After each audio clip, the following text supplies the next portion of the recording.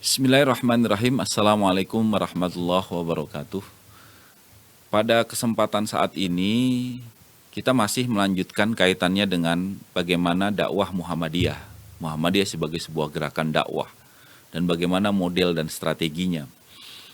Ada beberapa alternatif penting ya, yang kemudian harapannya Muhammadiyah nantinya bisa menyentuh tidak saja kemudian kalangan akar rumput ya, tapi juga kalangan-kalangan milenial saat ini. Nah, ini juga sangat penting karena memang sebaran dan kemudian jumlahnya yang luar biasa, apalagi bonus demografi yang luar biasa juga, maka Muhammadiyah tentunya harus punya respon terhadap itu. Ini juga bisa menjadi diskusi penting kita.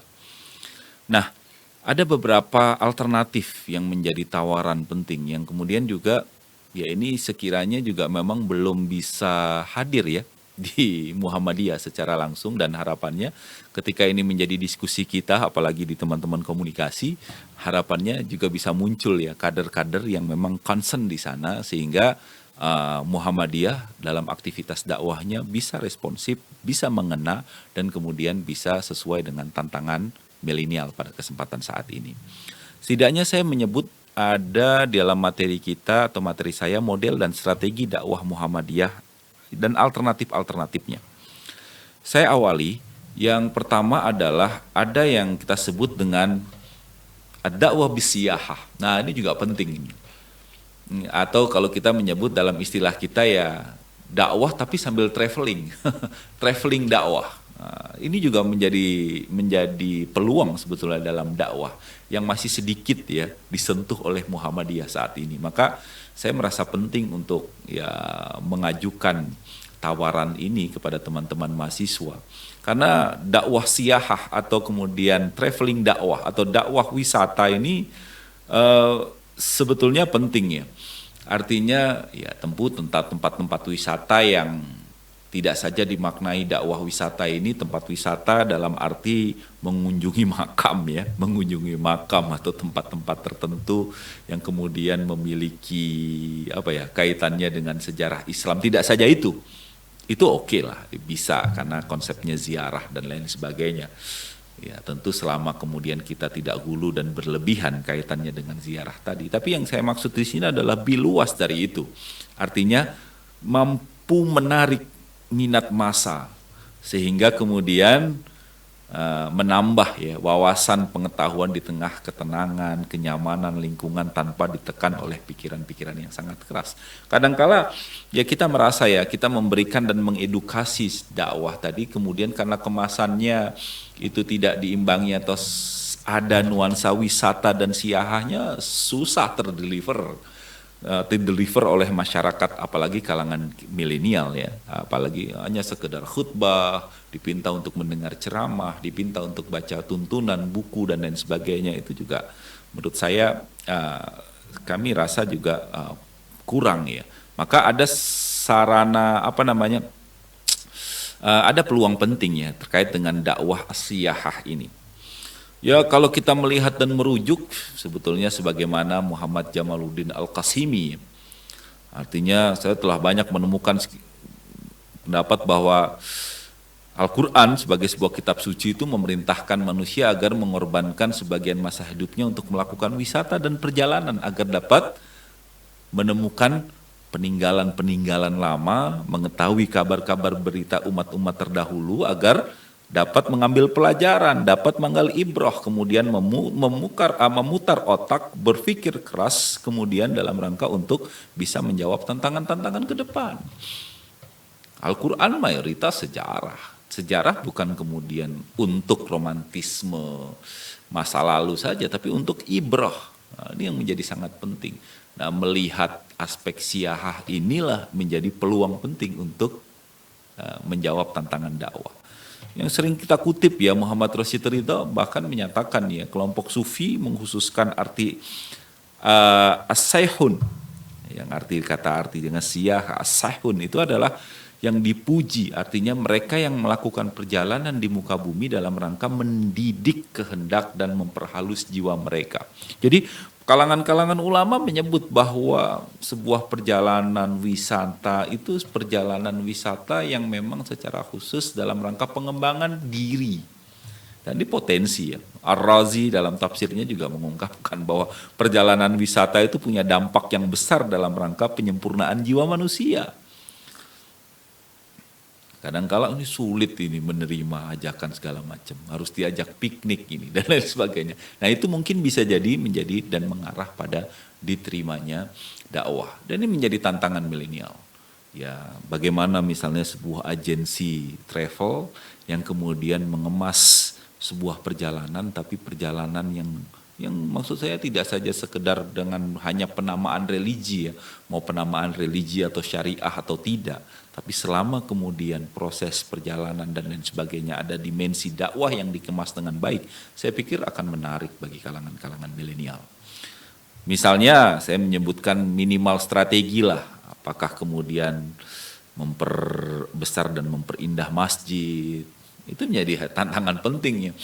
Ya, bahkan tidak saja memperbesar dan memperindah masjid ya pada saat ini, tapi bagaimana menguatkan sarana prasarana yang ada di dalamnya, itu menjadi penting menurut saya.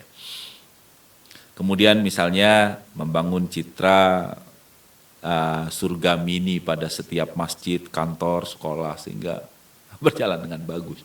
Maka lagi-lagi saya ingin contohkan Mualimin terpadu misalnya, konsepnya juga konsep bagaimana memiliki masjid, kemudian sebuah pesantren atau madrasah yang memang ada aspek ya wisatanya. Maka di situ kalau dilihat master plan-nya dan sekarang sedang dibangun tuh ada embungnya, kemudian ada landscape dan lain sebagainya dalam rangka untuk memang ya, semangat tadi. Bahkan kemudian bisa jadi juga di sela-sela taman terdapat binatang-binatang dan lain sebagainya dalam rangka untuk ya membangun aspek ya tadi nilai fitrah tadi itu kan nilai fitrah yang tidak saja benar dan baik tapi membangun jiwa dan keindahan yang baik, dan kalangan milenial sangat peduli kaitannya dengan itu tadi. Ada yang kedua, ada kaitannya dengan dakwah yang bil fun. Ini juga masih sangat minim ya. Fun di sini adalah dengan kata seni. Dakwah dalam arti mengeksplorasi ruh dan budaya manusia. Karena seni itu adalah naluri dan potensi yang dianugerahkan Allah kepada hambanya. Dan itu harus dilestarikan. Nah, harus dibangun dan digungahkan seninya. Tidak hanya sekedar kemudian hanya ceramah, baca buku, kemudian pidato, tapi juga ada aspek-aspek sentuhan dakwahnya. Yang kemudian mengarah pada aspek seni tadi. Saya menyebutkan misalnya, apakah kemudian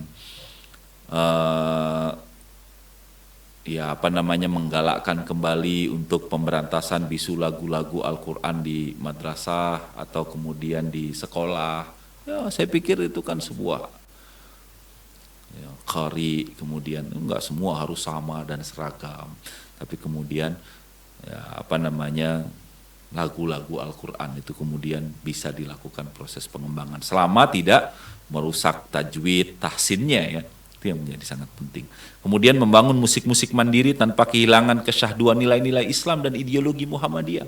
Nilai kaligrafi, itu juga ada. Lagi-lagi saya contohkan di Madrasah Mualimin Muhammad di kampus terpadu itu kaligrafi, ada dimensi siyahahnya, kemudian itu bisa dirujuk, bisa dilihat ya, ini menjadi tantangan tersendiri.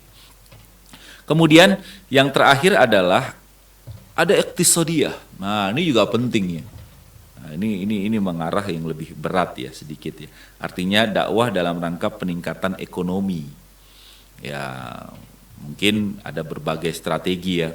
Apakah kemudian adanya pemberdayaan bank di Muhammadiyah, kriterianya seperti apalah, ataukah kemudian bagaimana kemudian Muhammadiyah benar-benar mampu mengelola aset ini dengan baik sehingga kemudian bisa dan mampu bernegosiasi dengan baik sehingga terbangunlah pemberdayaan ekonomi sehingga bisa berjalan dengan baik. Misal saat ini juga ada radio, televisi.